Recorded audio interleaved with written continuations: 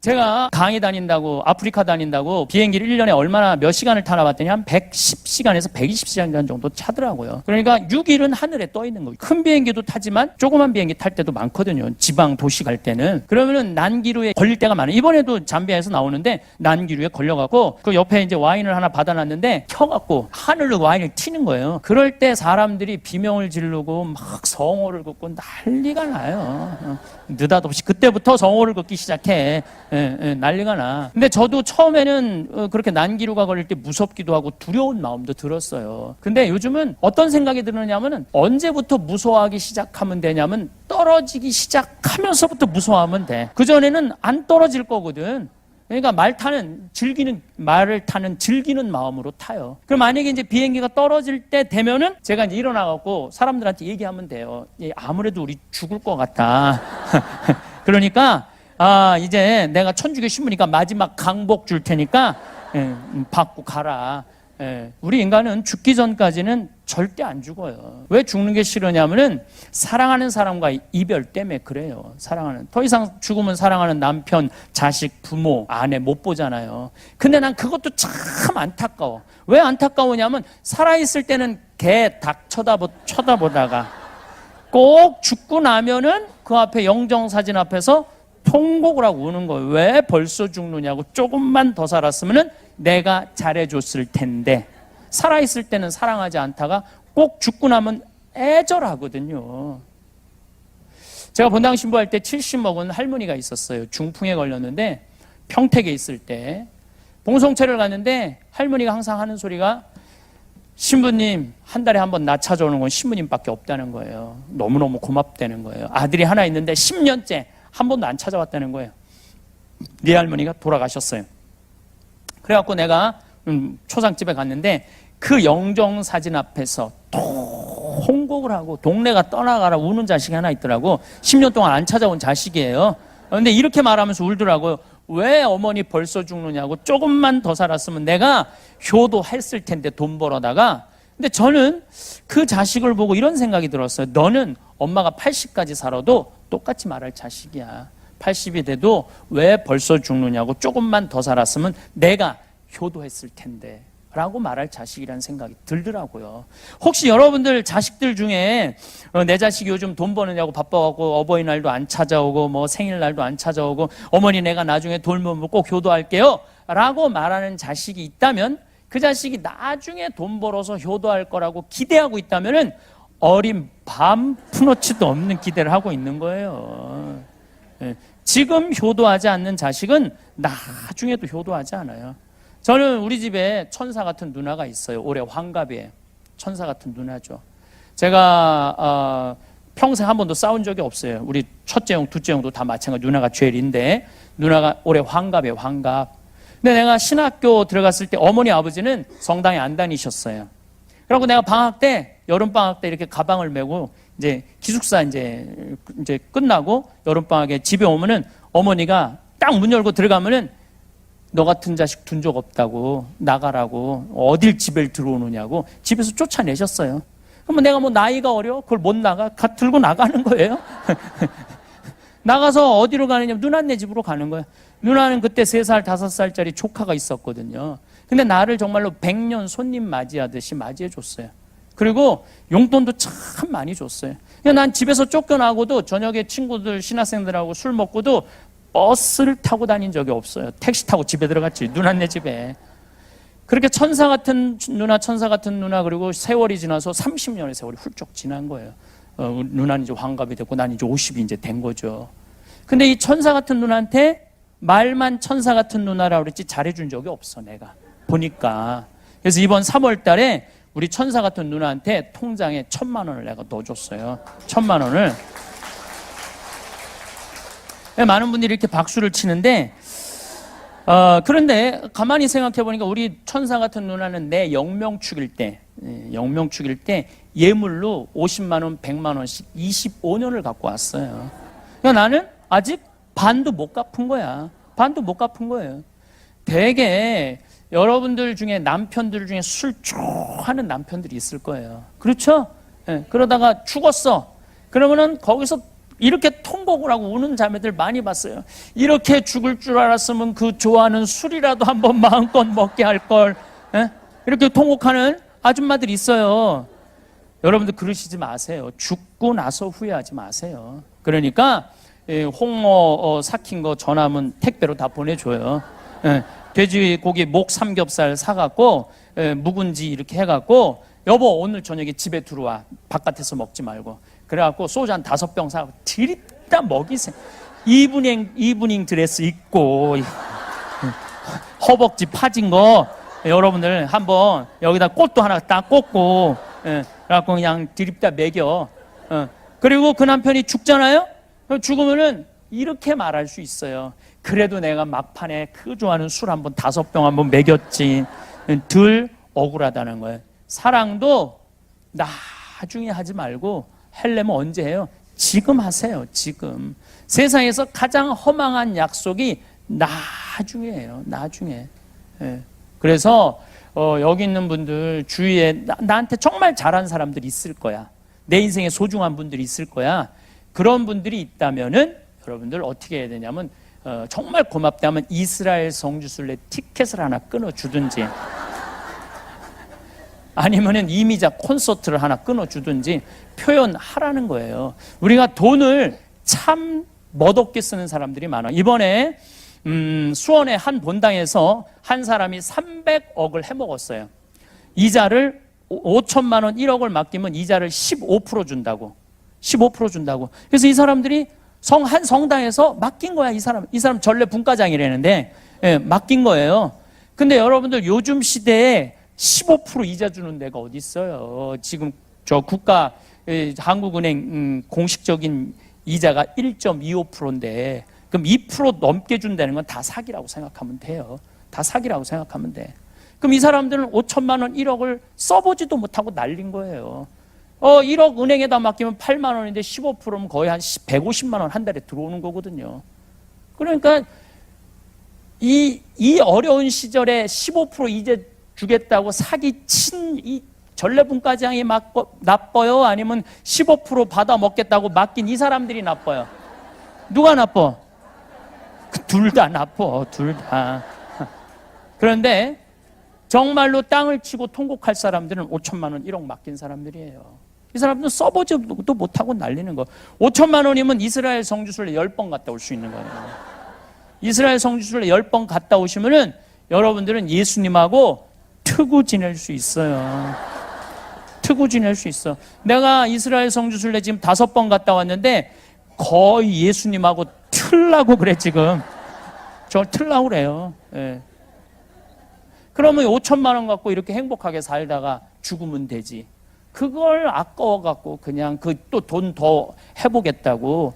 그러니까 여러분들 주위에 정말 소중하고 고마운 분들이 있으면은 그 돈 쓰세요. 아까워하지 마세요.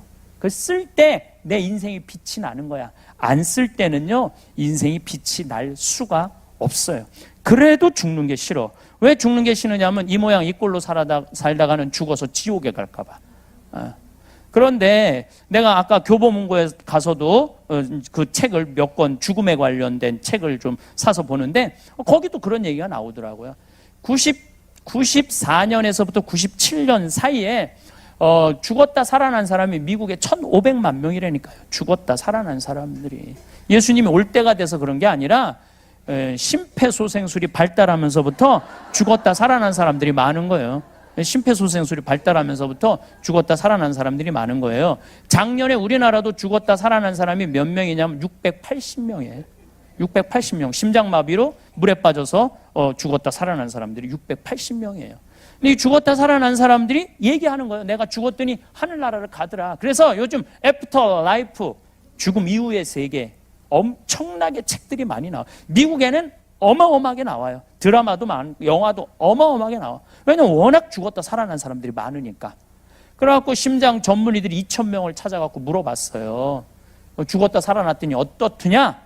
내가 죽었다가 하늘나라를 갔는데 그 빛을 보는 순간, 하느님으로부터 오는 빛을 보는 순간 존재의 충만함을 느낀다는 거예요. 여러분들 존재의 충만함이라는 게 뭘까요?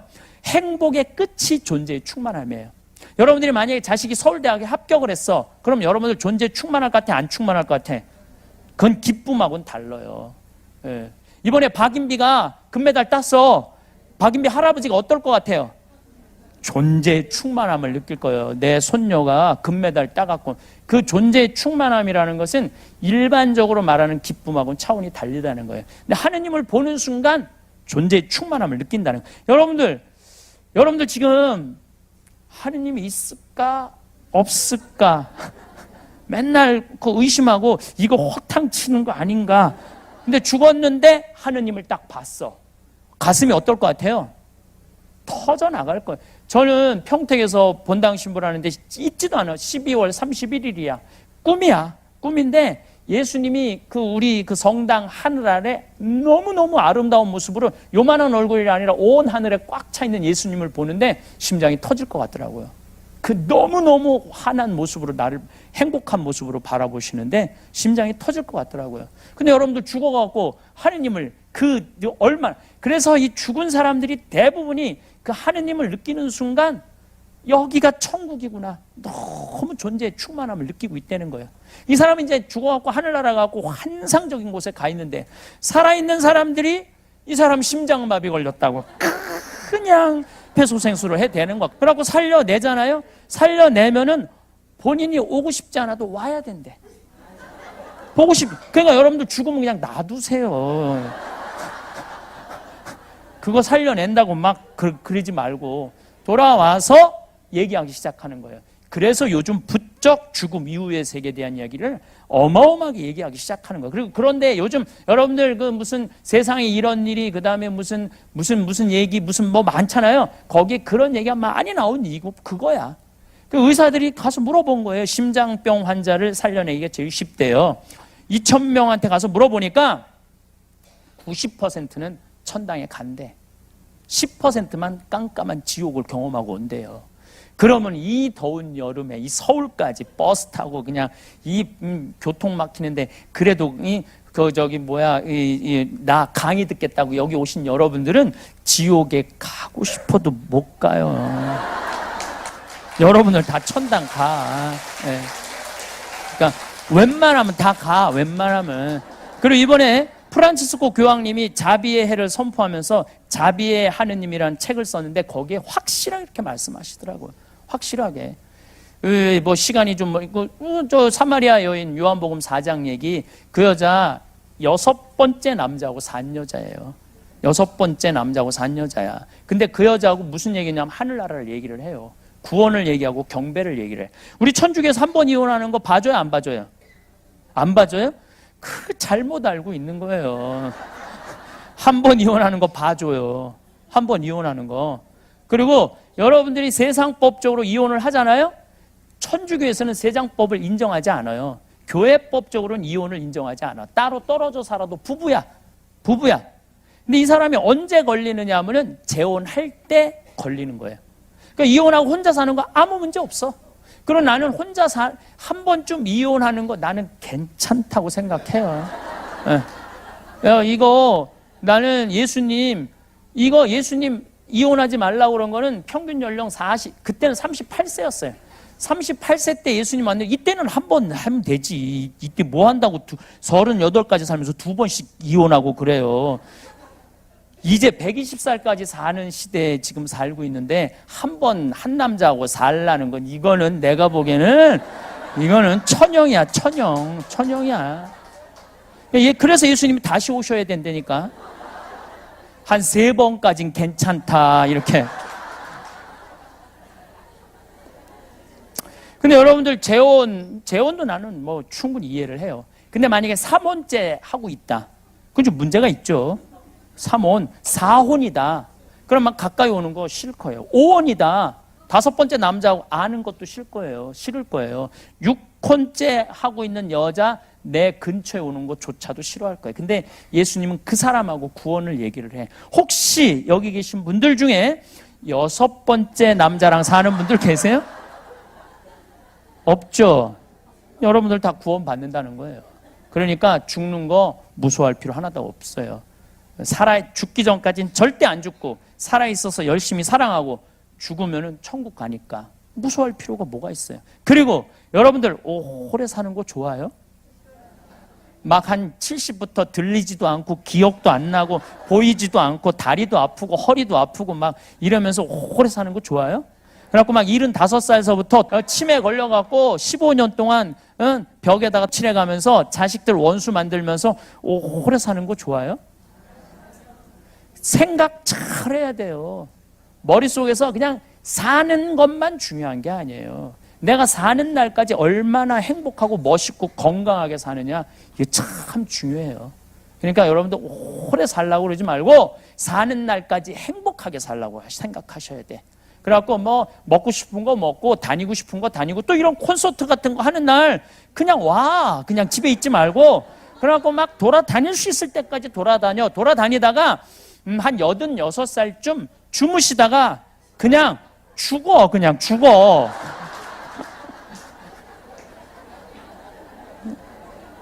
그냥 그때 죽으면 누가 뭐라고 그래요? 네. 무서워할 것도 하나도 없고 마음대로 안 된다고 그러셨는데 어제 우리 생태마을에 91살, 우리 생태마을에 지금 나이 제일 많은 분이 오신 분이 102살이 왔었어요. 102살이 오셨는데 그분들 열심히 걸어 다니더라고요. 움직이더라고요. 그분들은 돌아가실 때 어떻게 돌아가셔요? 움직일 수 있을 때까지 움직이시는 분들은 돌아가실 때 어떻게 돌아가시느냐 하면 지쳐서 죽는다니까. 지쳐서 지쳐서 죽어야 돼. 지쳐서 사는 날까지 즐겁게. 저는 6년 전 4월 6일 날 위암 수술을 했어요. 근데 나 담당하던 수녀님이 신부님 같은 분 처음 봤다는 거예요. 왜 처음 봤냐 그러니까 아니 무섭지 않냐고. 내가 2월 달에 진단받았는데 4월 6일 날 수술인데 내가 그러더래요. 내 강의가 있어갖고 4월 3일까지 강의하고 들어가겠다. 그리고 수술 끝나고 3일 있더니 난 나가야 되겠다. 강의가 지금 해놓은 강의들이 있어갖고 그래서 나가더래요. 들어온 길에 쉬라고 그랬는데 근데 수님이 전화해서 신부님 왜 병원에 안 오느냐고. 왜 가야 되니까 요즘 수술하면 다 호치키스로 찍어요. 예, 알죠? 예, 호치키스로 짰는데 호치키스 제거하러 와야 된다는 거예요. 그래서 내가 수님한테 그랬어요. 내가 지금 거기 호치키스 제거하러 갈 시간이 어딨냐. 내가 집에서 알아서 다 떼었다. 어렵지도 않은데 걱정하지 말아라. 그래서 난 내가 다 뛰어서 집에서 뛰는 거 쉽더라고. 이렇게 뛰니까 시원하더라고. 내가 빼니까 이렇게 쭉쭉쭉쭉 잘도 빠져요. 참 쉬워 요즘은. 신부님 무섭지 않느냐고. 내가 멀쩡하게 낮에는 강의하고 밤에 내가 침대에 누워서 나도 고민했죠. 죽으면 어떻게 하나. 근데 내가 46살의 인생을 돌아보니까 50개 나라를 다녔더라고요. 그리고 성당을 2개 성당, 경기도 평택, 그 다음에 경기도 광주, 능평이라는 곳에 본당 신부를 했는데 2 성당 다 내가 정말로 사랑했고 사랑받았고 내가 원하는 대로 본당 사목했고 평창에 들어가갖고 얼마나 아름다워요. 많은 분들이 1년, 2년 기다렸다가 와서 행복을 느끼고 가고 그러면 됐지. 그리고 내가 가만히 생각해보니까 내가 다시 살아나서 건강을 회복해갖고 20년을 더 산다고 한들 인류를 구원할 것도 아니더라고 보니까. 나 하나 없어진다고 대단하게 심각한 일이 벌어질 것도 아니야 보니까. 그냥 이대로 가도 되겠다. 딱 하나 마음에 걸리는 거 있었어요. 부모님. 어머니 아버지가 너무 오래 살아. 안 죽어. 그러니까 어머니 아버지 앞쓰는 거 그거 하나 마음에 걸리지 다른 건 마음에 걸릴 거 하나도 없더라고요. 그냥 내가 사는 날까지 즐겁게 살다가 떠나는 날 즐겁게 떠나면 돼요. 우리가 오래 산다고 좋은 건 아니에요. 단 하루를 살더라도 즐겁게 살다가 떠나는 게 중요한 거지. 아니 50살에서부터 80살까지 사는 거 지겨워 죽겠어. 힘들어 죽겠어. 그리고 30년을 살면은 그 삶의 의미가 있을까요? 여러분들은 매일매일 즐겁고 행복하게 사시라는 거예요. 그래서 죽기 전까지는 절대 안 죽어요. 그리고 살아있는 날까지 사랑하면서 사세요. 사랑하면서. 나중에 잘해주지 말고 나중에 행복하려고 그러지 말고 행복하려면 언제 행복해? 지금 행복하세요. 우리 막시모가 이번에 우리 성주순례 같이 갔는데 200명이 같이 갔어요. 200명이 같이 갔는데 영성체후 때 막시모 또 루시아라고 이렇게 노래 잘하는 사람들이 그 예수님 거룩한 변모 성당 예수님 탄생 성당, 산상 설교 성당, 그리고 우리 신부님들 6명이 가갖고 노래로 미사하고 그 현장에서 예수님의 사건의 현장에서 그 했을 때 그 200명이 너무너무 행복해 하더라고요. 저는 그 200명이 너무너무 예수님의 길을 따라가면서 행복해하는 모습을 보면서 나는 이 정도면 됐다. 교우들이 행복하면 됐다. 나도 물론 신부로서 이번 성주순례 특별한 은혜를 많이 받았죠. 그러니까 뭐 나중에 이거 다 소용없어. 가려면 언제가? 지금 가야 돼. 지금. 행복하려면 언제 행복해? 지금 행복해. 맛있는 거 사 먹으려고 해도 나중에 사 먹지 말고 언제 사 먹어? 지금 사 먹으면 돼요. 그래서 잘 죽는 사람은 어떤 사람이 잘 죽느냐? 잘 사는 사람. 그래서 삶 껴안기라고 제가 책을 낸 게 삶 껴안기를 먼저 냈어요. 지금 죽음 껴안기 원고 준비하고 있어요. 죽는 것도 저는 좀 이 책의 이 죽음 껴안기를 이렇게 준비하면서 좀 죽음도 좀 낭만적으로 죽자. 좀 멋있게 죽자. 죽을 때도 안 죽으려고 뭐 살아있을 땐 생전 뭐 건강한 거 안 먹다가 딱 당신 암에 걸렸다 그러면 그때부터 산삼을 캐와라, 무슨 뭐 용한 의사를 대라, 누가 더 좋으냐. 그때부터 그러지 말고 산삼을 먹으려면 언제 먹어? 지금 먹어, 지금. 암에 걸려서 먹지 말고 지금 먹으세요. 용한 의사를 좋은 거 사 먹으려면, 내 진단 받으려면 언제가? 지금 가. 그래서 내가 하는 얘기가 청국장을 사 먹으려면 지금 사 먹으라는 거야, 지금. 나중에 사 먹지 말고 사 먹으려면 지금 사 먹으라는 얘기죠. 지금 내가 건강한 게 훨씬 좋다는 거죠. 지금 우리나라 1살서부터 30살은 행복하냐? 30살은 60살 행복하냐? 60에서 120살은 행복하냐? 1살서부터 30살 이때는 뭐 해야 되는 나이냐면은 엄마 아빠랑 먹고 마시고 놀아야 되는 때예요. 먹고 마시고 놀아야 되는 때. 우리들이 이 먹고 마시고 노는 게 우리 가톨릭 신자들이 뭔가 예수님한테 미안하다고 생각하는데 절대 그렇게 생각하지 마세요. 부처님이 29살에 출가를 해요. 부처님이 29살에 출가를 하는데 6년 동안 고행을 하는데 어느 정도로 고행을 하느냐 하면은 하루에 빵 하나, 쌀 한 톨. 그리고 물은 자기 오줌을 받아 먹었어요. 그래갖고 이 부처님이 뭐라고 그러냐면 자기가 이 등에 구슬 꿰인 것처럼 이 등뼈, 디스크가 이 구슬 깬 것처럼 있고 앞에서는 뭐가 보였느냐면 이 배가 보이는 게 아니라 뱃속에 이 갈비가 다 들여다 보였다고 그랬어요. 6년 동안. 근데 너무너무 힘들더래요. 이거를 막 하고 그랬대. 아무것도 안 먹고. 너무너무 힘들더래. 그래갖고 이제 도저히 지쳐갖고 쓰러져 있는데 그 옆에 무슨 뭐 소 10,000마리 갖고 있고 소 1마리 갖고 있는 여인이 지나가다가 우유죽을 주더래요. 근데 그 우유죽을 탁 먹는데 너무너무 행복하더래. 그리고 어떻게 하느냐면 해먹이라고 나무하고 나무 사이에 있죠. 그물 거기에 누워서 바람이 싹 부는데 그때 깨달음이 오더래요. 그래갖고 이제 6명이 같이 수행을 했는데 나는 더 이상 이제 고행을 하지 않는다. 나는 내가 인생을 살아보니까 먹고 마시고 노는 거 안에 삶의 진리가 들어있더라. 여러분 우리가 착각하고 있어요. 보리수 밑에서 안 먹고 안 마셔서 부처님이 깨달은 게 아니에요. 부처님 언제 깨달았냐면 먹고 마시고 놀면서부터 깨달았다고 그래요. 그래서 그러면서 그런 얘기를 해요. 여인들이 와서 연주를 지나가면서 하는데 그 쥐자 하는 여인이 그러더래. 현을 너무 꽉 조이지 말아라. 끊어진다. 너무 풀르지 말아라. 음이 안 나온다. 적당히 해야지 아름다운 음도. 우리 인생도 똑같아요. 고행한다고 이쪽으로만 그냥 고행만. 여기도 아마 그런 분들 몇 있을 수 있어. 조금 보여 몇 명이. 우리 예수님 십자가에 매달린 거 생각하고 그냥 밥도 안 먹고 맨날 단식기도 하고 막 이런 사람들이 있어요.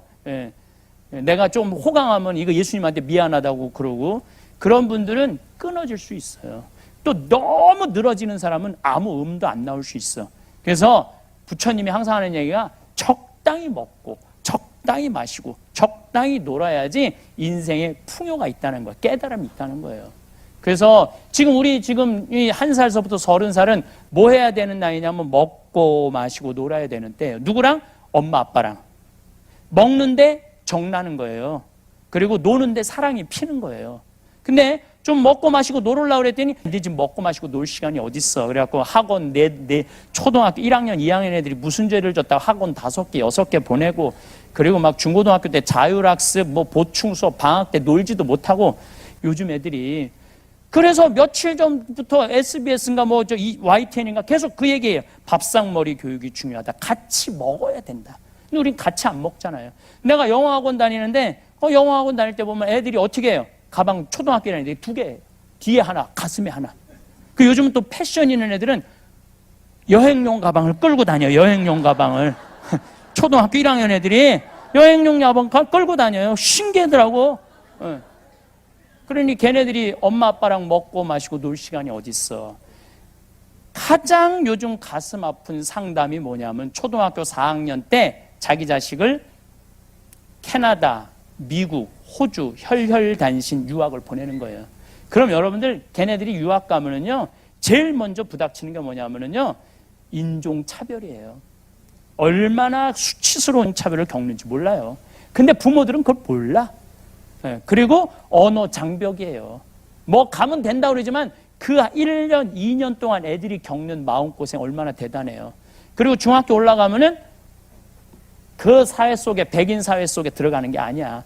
그냥 한국에서 어쩔 수 없이 그 미국으로 쫓겨난 애들끼리 모여서 자기네들끼리 노는 시작하는 거. 노래방 다니고 술 먹고 담배 피고. 이게 그때는 군중 심리가 있어서 한 놈이 하면 다 하게 돼 있어요.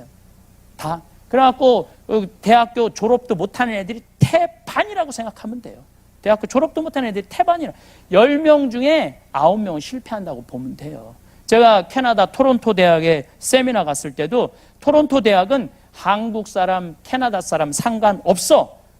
대개 1학년 때 반을 다 잘라내요. 반 다 잘라내요. 4학년까지 졸업하는 경우는 30%, 20%밖에 안 돼. 그 우리나라 애들이 갖고 얼마나 성공할 것 같아요? 얘네들은 어떤 애들이냐면 가지도 오지도 못하는 애들이야. 미국에 들어가지도 못하고 한국에 돌아오지도 못하는 애들이야. 근데 더 슬픈 건 뭐냐면 엄마하고 10년 동안 아빠하고 한 5년 동안 떨어져 살기 때문에 어떤 일이 벌어지느냐 하면은 외로운 병에 걸려 있는 거예요. 먹고 마시고 놀지 않은 애. 제가 얼마 전에 어떤 아이, 얘는 미국에 그냥 있는 거야. 엄마가 가고 매일 취직도 안 되고 집에서 엄마랑 같이 있는 거야. 얼마나 매일 보면 승질 나요, 안 나요? 취직도 안 한 애가. 그냥 엄마가 잔소리하니까 엄마를 때리는 거야. 24, 5살짜리가 엄마 때리면 엄마 허리도 아프대는데. 걔는 뭐 세례 받은 애도 아니야. 그 누나가 나한테 와서 상담을 한 거예요. 어떻게 하면 좋으냐고. 정신 나간 집들이죠.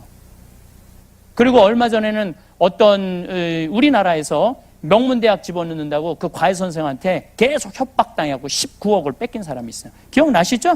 네. 그 19억 갖고 엄마가 아들이랑 애가 한양대학 다녔더니 한양대학이면 어디야? 우리 조카 애들은 저 지방대학 다 다니고 있는데 한양대학이면 어디야? 19억을 가지고 그저 엄마 아들하고 먹고 마시고 놀았다면 걔는 이 세상에서 제일 행복한 애 됐을 거예요.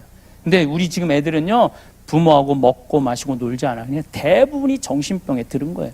지금 걔네들이 앞으로 벌일 세상은 상상을 초월할 세상이에요. 지금 벌어지는 일은 일도 아니라고 생각하시면 돼요.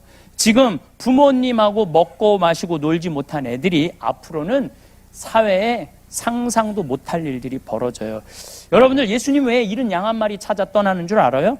양 99마리는 놔두고 왜 한 마리 찾아 떠나는 줄 알아요? 한 마리가 문제예요. 한 마리가. 이번에 프랑스 리스에서 80명 트럭으로 그게 한 마리야. 길 잃은 양 한 마리야. 또 이집트에서 독일로 그 비행기 몰고 가다가 그냥 알프스에다 들이받은 애 있죠? 그 한 마리 때문에 죽은 거예요. 근데 100마리 중에 한 마리가 길을 잃으면 해결책이 있어요. 근데 100마리 중에 50마리가 길을 잃었다면은 그 사회는 유지될 수 없는 사회예요. 지금 우리 중고등학교 잘하는 아이들 중에 내가 보기에는 한 마리가 아니야. 길 잃은 애들이 50마리, 60마리 되는 애들, 그 정도 넘는다고 봐요.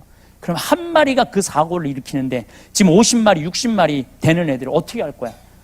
정말 심각한 문제예요. 우리 생태마을에서 누가 일을 잘하느냐? 예, 엄마 아빠랑 먹고 마시고 노는 애들이 일 잘하더라고요. 다른 거 하나 없어. KBS에서 재미난 실험을 했다니까요. IQ 좋은 애, 성적 좋은 애, 생활기록부 좋은 애 30년 동안 추적을 해봤어. 30년 후에 누가 제일 행복하게 사나? 그랬더니 IQ 좋은 애도 아니고 성적 좋은 애도 아니고 생활기록부 좋은 애들이 제일 잘 살더라는. 어떤 애들이랑? 엄마 아빠랑 먹고 마시고 논 애들. 이것처럼 중요한 게 없어요. 나는 우리 생태마을의 직원들 채용을 할 때 서울대학, 연고대, 무슨 대학원 나오든 중학교 나오든 고등학교 나오든 초등학교 나오든 첫 월급은 다 똑같이 200만 원 줘요. 구분하지 않아요. 앞으로는 영원히 그럴 거야. 내가 우리 생태마을 운영하는 날. 왜 똑같이 월급을 주느냐면 무슨 매주 띄우는데 왜 서울대 졸업장이 필요해. 매주만 잘 띄우면 되지. 아무 상관없는 거예요. 근데 어떤 애들이 매주를 잘 띄우는가 봤더니 엄마 아빠랑 먹고 마시고 논 애들이 매주 잘 띄우더라고요. 얼마 전에도 뭐 개인 인신공격하는 것 같아갖고 좀 그런데 이화여대 나온 아이가 왔어요. 그리고 뭐 특별한 요리도 배웠대. 일주일을 못 버티고 나갔어요. 왜냐하면 사람들이랑 먹고 마시고 노는 걸 할 줄 모르더라고. 자기만 똑똑했지. 사람들을 존중하고 사람들하고 어우러지는 걸 못해요. 그래서 미국은 이미 벌써 하버드대 이거 따지지 않아요. 이제는 그 아이가 얼마나 심성이 좋으냐. 그걸 뭐라고 하냐면 인문학적 성향이 좋으냐. 그래서 인문학적, 우리나라가 요즘 인문학 자꾸 하잖아요. 그게 명문대 애들 뽑아봤더니 다른 애들이랑 목 섞이는 거야. 그리고 1년 만에 나가고. 그러니까 이제는 인문학적 소양을 요구하는 거예요. 인문학적 소양.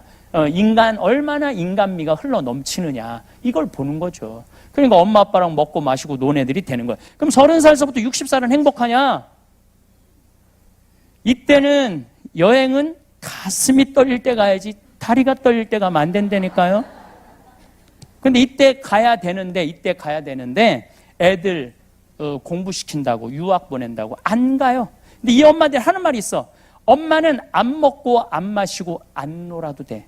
너 출세하는 게 엄마의 기쁨이고 행복이야.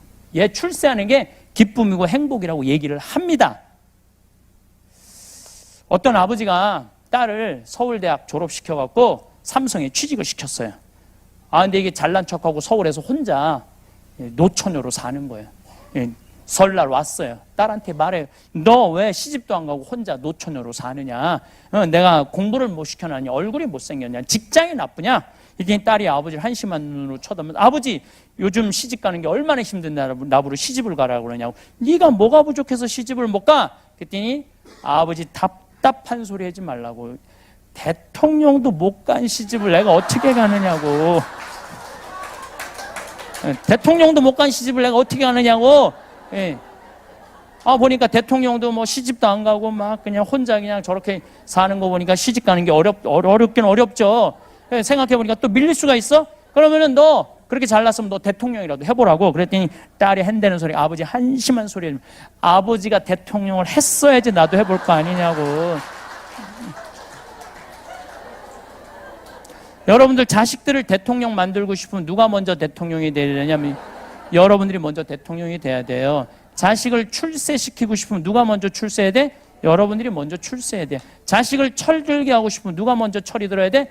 여러분들이 먼저 철이 들어야 돼요. 근데 지금 대한민국의 50대, 60대들이 철 들어 있나요? 나는 굉장히 의문점이 많아요. 철이 든다는 건 뭐냐면 신념이 있어야 돼. 삶에 대한 신념이 있어야 되고 삶에 대한 가치관이 있어야 돼. 나는 어떤 신념으로 인생을 살 것이고 어떤 가치관으로 살아갈 것이라는 이런 게 확고한 사람들은요, 애들이 부모를 그걸 보고 자라요. 근데 내가 며칠 전에 퀸이라는 잡지에 기자들이 저하고 인터뷰하러 왔어요. 근데 내가 무슨 얘기를 했냐면 요즘은 부모가 자식한테 신념 가치관을 전해주는 부모가 어디 있냐. 기껏 한다는 소리가 공부해라는 말밖에 더 했냐. 평생 공부하라는 말에 신념이 있냐 가치관이 있느냐. 그랬더니 그 남자 기자가 그런 얘기를 하더라고. 신부님 저도 가만히 생각해보니까 엄마가 한 번도 당신의 신념에 대한 가치관에 대한 얘기를 했던 적이 없다는 거예요. 한 번도. 여러분들은 어떠세요? 여러분들은 여러분들의 삶의 가치관이나 신념이나 내가 어떻게 인생을 살아가겠다라는 걸로 애들한테 얼마나 얘기를 나눈 적이 있어요? 사실 거의 없거든요. 그러니까 아무것도 전해주는 게 없는 거야. 그러니까 이 30대부터 60대들 자식 출세하는 게 자기 기쁨이고 자기 행복이라고 하지만은 이거는 허상에다가 하는 거예요. 그리고 자식이 출세한다고 여러분들이 행복하지 않아요. 자식이 잘 된다고 한들 여러분들 행복하지 않아요. 출세한 자식일수록 여러분들 더 무시해요. 그렇죠? 그러면은 60세부터 120세는 행복하냐? 내가 이 자꾸 120세라고 얘기하는데 여러분들 이것도 잘 생각하셔야 돼. 왜 120세라고 지금 60살 되신 분들은 몇 년을 더 살아야 되냐면 60년을 더 살아야 돼요. 지금 60살 된 분들은 60년 더 살아야 돼요. 20년 전에 제가 강의 때 이런 얘기 참 많이 했어요. 여러분들 100세까지 살 거면 지금 여기 능평 교우들 많이 왔는데 내가 100살 산다고 귀가 딱지가 않도록 얘기했을 거야. 100살 산다고. 그때는 감각이 별로 안 왔을 거야. 근데 요즘 여러분들 보험 보면 다 100세 노후보장 다 나오죠? 그렇게 된 거예요. 100세. 근데 앞으로 지금 60살 되신 분들 20년 지나고 나면 겨우 80살이야. 80살이면 20년 후에 그때도 100세 안보장 나올 것 같아요? 당연하죠. 그땐 당연히 120세 노후보장 나온다니까요. 그럼 앞으로 여러분들은 60년을 더 살아야 돼. 그런데 이분들이 이런 얘기를 해요. 나는 자식들한테 바라는 거 하나 없어. 그저 자식 하나 잘 되면 내 행복이야 라고 얘기하지만은 보상 심리가 다 있어요. 우리 까놓고 얘기해 봅시다. 보상 심리 있어요, 없어요? 자식이 출세하고 자식이 돈 많이 벌면은 나 덕 볼 거라는 그런 착각들을 많이 한다니까요. 그러니까 자식이 의사야, 자식이 사장이야. 그러면 이 할머니들 자기 주머니에 돈이 있어도 절대 내가 안 사 먹어. 왜 내가 안 사 먹느냐면 아이 잘난 자식이 있는데 왜 내가 내 돈으로 가서 사 먹어? 자식이 사줄 때까지 기다리는 거예요. 사줄 때까지. 언제 올지 몰라도 하여튼 기다려. 사줄 때까지. 근데 여러분들 자식들이 무슨 뭐 무당이야? 갑자기 일하다가 오늘 엄마가 갈비가 먹고 싶으네. 그리고 찾아와서 엄마 오늘 갈비 먹고 싶었지 라고 말하면서 와서 갈비 사주는 자식은 대한민국에 한 명도 없다. 한 명도 없다고 생각하시면 돼요. 지금 갈비 먹고 싶은 거 누구만 알아? 나만 알아요. 여러분들 지금 먹고 싶은 거 옆에 남편도 몰라. 누구만 아냐면 나만 알아. 나만. 그러면 나 갈비 먹고 싶은 거 나만 알면 누가 사줘야 돼? 내가 사줘야 돼. 누구 돈으로? 내 돈으로. 무슨 돈으로? 집 잡혀서. 자, 이젠 집이 효자예요. 자식이 절대 효자가 될 수가 없어요. 그리고 이거는 적으셔야 돼요. 왜 적어야 되냐? 왜 60살서부터 120살까지의 행복을 자식한테 떠넘겨요? 자식이 무슨 죄를 졌다고? 자식이 60살서부터 120살까지 자식이 효도하면 행복하고 그때부터 효도하지 않으면 불행하고 자식하고 그렇게 철저하게 묶여 있어야 돼요. 그렇지 않아요? 그리고 애들이 60년 동안 책임져야 되는 의무가 어디 있어? 그리고 여러분들 자식들 중에 여러분들 집에 태어나고 싶어서 태어난 애는 한 명도 없어요. 한 명도 없어요. 한 명도 없어. 여러분들이 좋아서 난 거야. 그리고 여러분들이 좋아서 키운 거고. 근데 자식한테 왜 늙어서 60년 그것도 빨리 죽어주면 좋은데 죽지도 않으면서 나 계속 책임지라고 계속 원망하잖아요. 내가 너를 어떻게 키웠는데 내가 먹지도 않고 마시지도 않고 놀지도 않고 너를 어떻게 키웠는데 계속 자식한테 부담 주는 거예요. 그러니까 자식이 가다가 안 가는 거예요. 안 가는 거예요. 점점 부모가 부담스러워지는 거예요. 그리고 여러분들 이걸 아셔야 돼요. 이것도 제가 전 요즘 이렇게 다큐멘터리를 유튜브로 많이 봐요. 보는데 거기에 의사가 나와서 그런 얘기를 하더라고요. 요즘은 사랑의 감정을 촬영을 한대요. 그래갖고 할머니들한테 자식 사진 이렇게 보여주고 자식 보면은 이 뇌에 이렇게 다 전기 꽂아갖고 촬영 안 하면 전기가 팍팍팍팍 튄대요. 잘된 자식은 잘 돼갖고 좋아갖고 팍팍팍팍 튀고 안 된 자식은 그게 안타까웠고 어쨌든 부모는 자식을 보면 전기가 팍팍팍팍 튄대. 사랑의 감정이. 근데 자식한테 늙은 부모 사진을 보여주고 이거 전기를 꽂아놨는데 진짜로 아무 반응이 안 일어난대요. 그러니까 여러분들 자식은 여러분들 보고 아무 생각이 없는 거예요. 예, 아무 생각이 없는 거야. 여러분들만 끝까지 사랑하는데 왜 나한테 관심 없고 왜 찾아오지 않고 왜 전화하지 끝까지 그러면서 자기 인생 원망하고 자기 인생 망가뜨리는 거죠. 근데 내 강의를 듣고 정말로 자기 돈으로 사 먹은 할머니들이 날 찾아와요. 자기 돈으로 사 먹은 할머니들이 이거는 특별한 거예요. 내가 갈비가 먹고 싶어? 그러면은 나 오늘 갈비 먹고 싶다. 여보 나 오늘 갈비 먹고 싶어. 오늘 내가 살 테니까 가자. 내가 쏠게. 라고 해서 사 먹은 분들이 나한테 와서 이런 얘기를 해요. 두 가지 얘기를 해요. 첫 번째, 자식한테 안 섭섭하대요. 자식이 기다려지지 않는데요. 오거나 말거나 상관하지 않는데요. 내가 가서 사 먹으면 되는데 오거나 말거나 그 무슨 상관이야. 꼭 잘된 자식 부모들이 기다리고 있는 거야. 그러니까 내가 어버이날 때도 굶은 할머니들 많아요. 어버이날 때도. 아침 막 하려고 했더니 할아버지가 한마디 애들 올 텐데 무슨 밥을 해느냐고. 맛있게 먹으려면 좀 아침 그냥 굶자고. 근데 점심 때 애들이 안 왔어. 그래서 막 하려고 그러니까 에이 저녁에 올 텐데 귀한 굶은 거 그냥 저녁에 그냥 배불리 먹자고. 그러고 저녁 때도 기다리고 있는데 5시에 아들이 전화해요. 어머니 내가 너무 바빠서 오늘 못 가니까 통장에 10만 원 넣을 테니까 그거 갖고 맛있게 사 먹으라고. 여러분들 그 돈 갖고 저녁에 둘이서 사 먹을 할머니 할아버지 한 명도 없어요. 이미 기분 잡칠 거 다 잡쳤는데 어디 가서 10만 원 가지고 뭘 사 먹어. 그냥 굶는 거지. 그러니까 왜 그러느냐 이거예요. 그냥 아침부터 해서 드세요. 앞으로 여러분들은 어버이날 되면 기다리지 마시고 아침부터 해서 드세요. 갈비 재서 먹고 그냥 여러분들이 알아서 먹어. 오거나 말거나. 그래야지 여러분들이 행복할 수 있다는 거예요.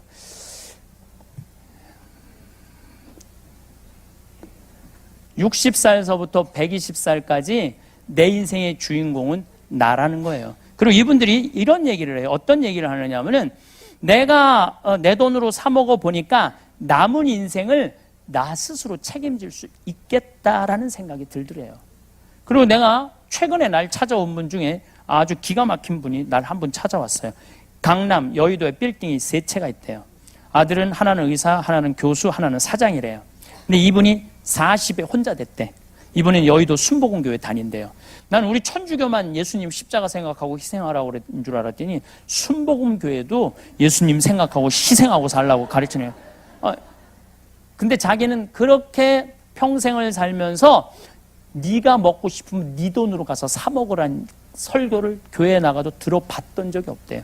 항상 희생하고 봉사하고 나누라는 얘기만 들었지 자기를 위해서 사 먹으라고 그런 얘기를 들어봤던 적이 없대요. 근데 어느 날 갑자기 평화방송을 보는데 내가 그러더래요. 갈비 먹고 싶으면 지 돈으로 사 먹으라고. 왜 자식이 올 때까지 기다리느냐고. 이분은 차도 1억이 넘는 기사 대소 왔어요. 우리 평창까지 기사 대소 왔는데 참 얼마나 대단한 분이야. 돈이 많아. 근데 돈이 그렇게 많아도 자기 돈으로 사 먹을 생각을 안 한 거죠. 근데 사 먹어 보니 자식이 셋이 안 와도 안 섭섭하더래요.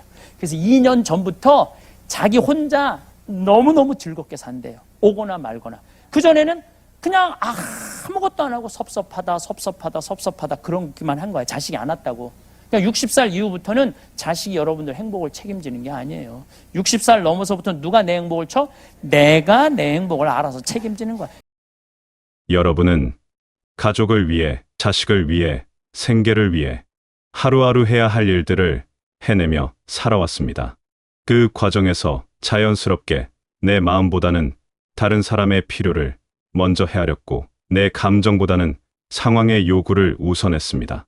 그렇게 맡은 역할에 충실하다 보니 어느새 내 인생의 결정권을 조금씩 다른 곳에 내어주고 있었습니다. 언젠가는 나도 하고 싶은 걸 해야지. 언젠가는 나도 쉬어야지. 언젠가는 나도 내 시간을 가져야지. 그렇게 생각하며 오늘을 또 미뤄왔습니다. 그 언젠가가 정확히 언제인지 모르면서도 지금이 아니라는 것만은 분명했습니다. 아직은 때가 아니라고, 아직은 해야 할 일이 남았다고 스스로를 다독이며 하루를 보냈습니다. 그러다 보면 하루가 가고 한 달이 가고 계절이 바뀝니다. 하지만 그 언젠가는 좀처럼 오지 않습니다. 이런 삶이 잘못된 것은 아닙니다.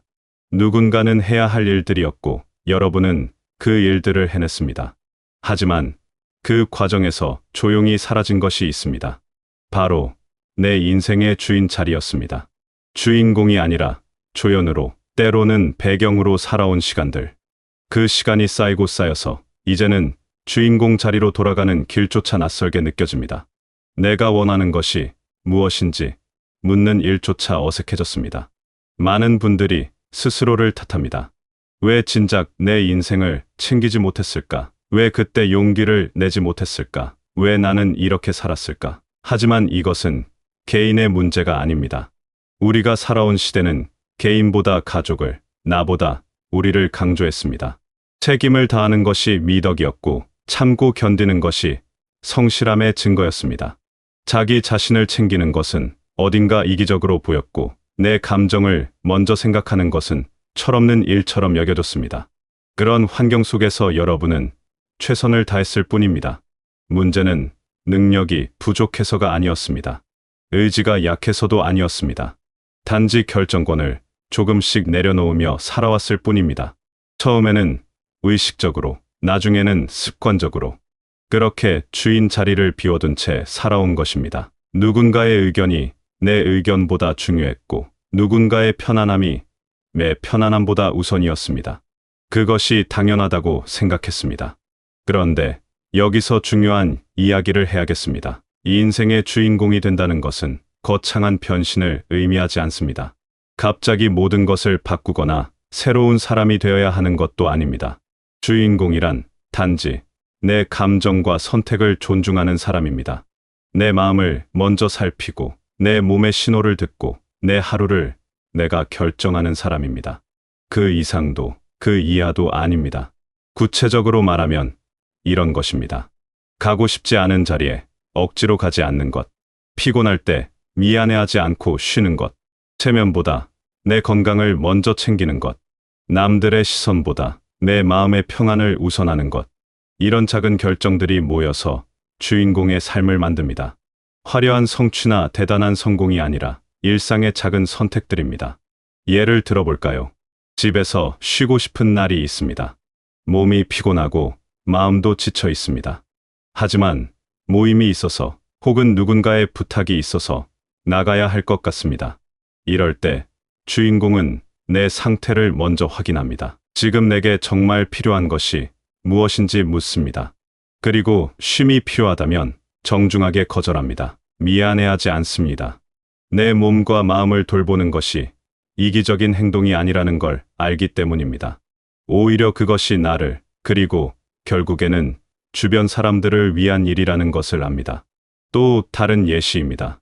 무언가를 먹고 싶습니다. 특별한 이유 없이 그저 오늘 그것이 땡깁니다. 하지만 혼자 먹기엔 뭔가 부담스럽고 누군가에게 말하기엔 사소해 보입니다. 이럴 때 주인공은 그냥 먹습니다. 큰 이유가 필요하지 않습니다. 내가 원한다는 것 자체가 충분한 이유입니다. 누군가를 설득할 필요도 정당화할 필요도 없습니다. 혹은 이런 상황도 있습니다. 오늘은 아무것도 하기 싫은 날입니다. 특별히 아픈 것도 아니고 급한 일이 있는 것도 아닙니다. 그냥 멍하니 있고 싶은 날입니다. 예전에는 이런 날이 찾아오면 죄책감이 들었습니다. 뭔가를 해야 할 것 같았고 이렇게 시간을 보내는 것이 낭비처럼 느껴졌습니다. 하지만 주인공은 이런 날을 허락합니다. 아무것도 하지 않는 것도 선택이고 그 선택을 존중합니다.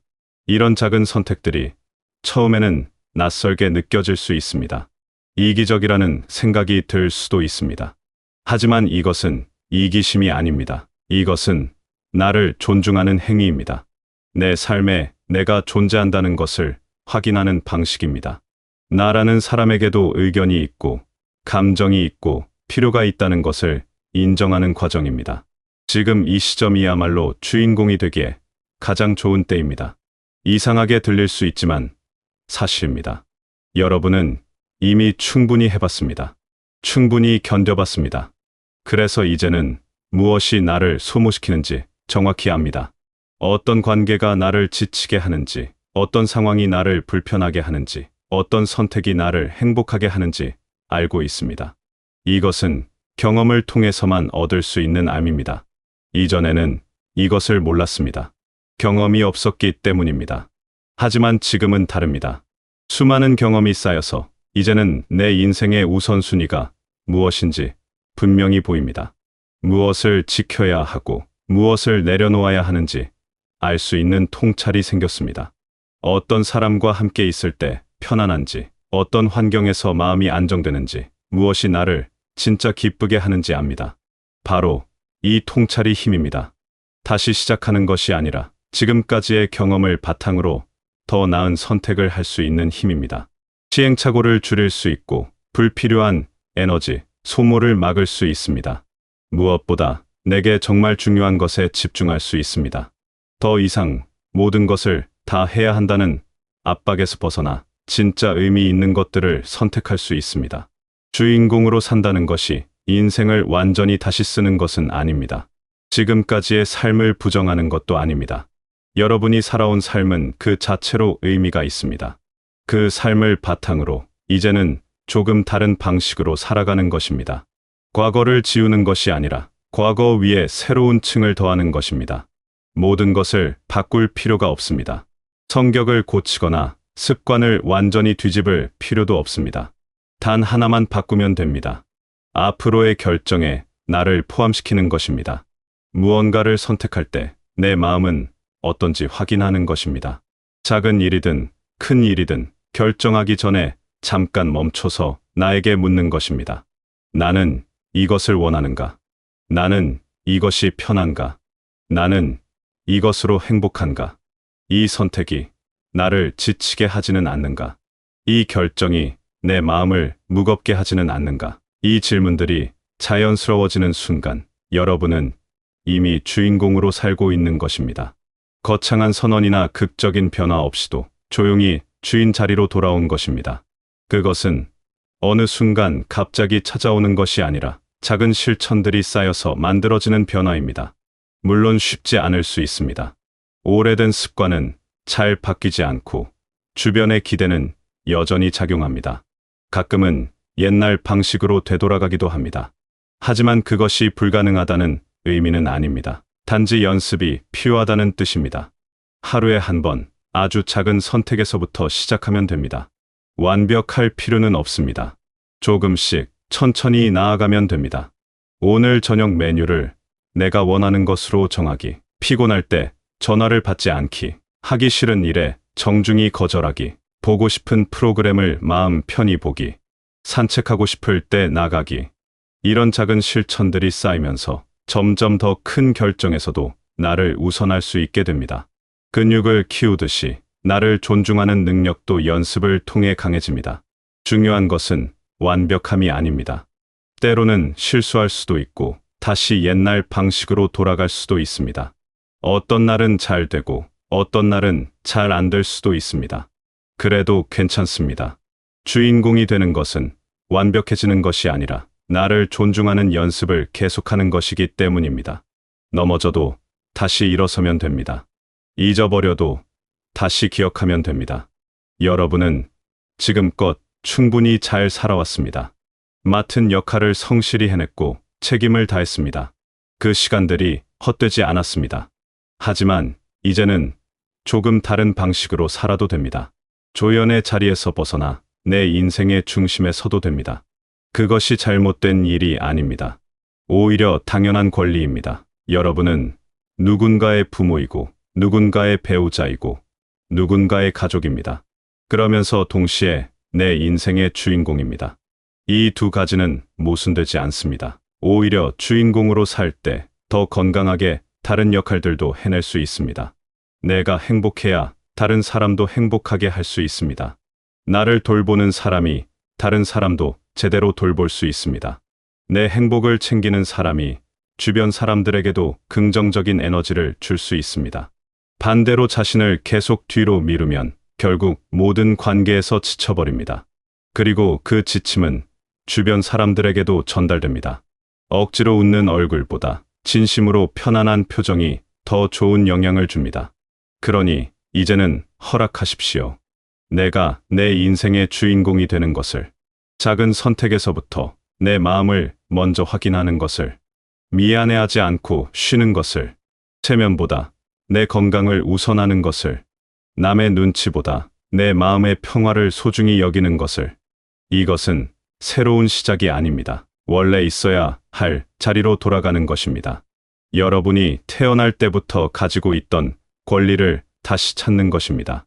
내 인생의 주인은 처음부터 여러분이었습니다. 단지 잠시 그 자리를 비워두었을 뿐입니다. 이제 그 자리로 돌아갈 시간입니다. 이제 그 자리로 돌아가도 됩니다. 천천히, 조금씩, 여러분의 속도로. 아무도 재촉하지 않습니다. 아무도 평가하지 않습니다. 단지 여러분 스스로가 결정하면 됩니다. 서두를 필요도 없고 누군가와 비교할 필요도 없습니다. 오늘 하루 단 한 번이라도 내 마음을 먼저 물어보십시오. 내가 정말 원하는 것이 무엇인지 확인해 보십시오. 그리고 가능하다면 그것을 선택해 보십시오. 그 작은 선택이 여러분을 조금씩 주인공의 자리로 이끌 것입니다. 한 걸음 한 걸음 확실하게. 여러분은 그럴 자격이 충분합니다. 지금까지 충분히 많은 것을 해냈고 충분히 오래 기다렸습니다. 이제는 여러분 차례입니다. 내 인생의 주인공으로 당당히 중심에 서는 것입니다. 그것이 이기적인 일이 아니라 당연한 일입니다. 그 시작은 거창하지 않아도 됩니다. 오늘 하루 내가 원하는 것을 하나 선택하는 것만으로도 충분합니다. 그것이 아주 사소한 것이어도 괜찮습니다. 중요한 것은 그 선택 안에 내가 있다는 것입니다. 내 의지가 반영되어 있다는 것입니다. 그것만으로도 의미가 있습니다. 여러분의 남은 날들이 여러분 자신을 위한 시간으로 채워지기를. 더 이상 미루지 않고 지금 이 순간부터 내 인생의 주인공으로 살아가시길. 그리고 그 과정에서 작지만 확실한 행복을 매일 발견하시길 바라겠습니다.